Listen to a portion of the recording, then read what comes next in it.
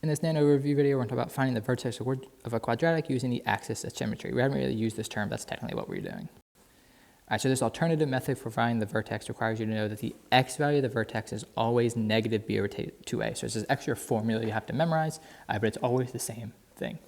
All right, but how can you remember this?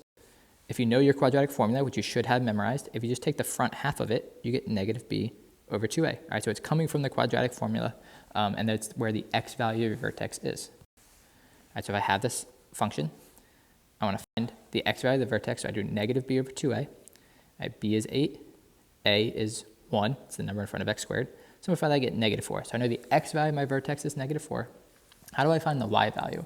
Well, anytime you have a function and you know an x value, to find the y value, you just plug it in. So I'm going to plug negative 4 into my function. Again, that just means I'm replacing all the x's with negative 4, exponents and multiplication, and combine the like terms. All right, so now the x value of my vertex is negative 4. I figured out the y value is negative 19, and that's my final answer. All right, that's the vertex of this quadratic. Example, same thing. Negative b over 2a, the x value of my vertex. All right, b is 6, a is 3.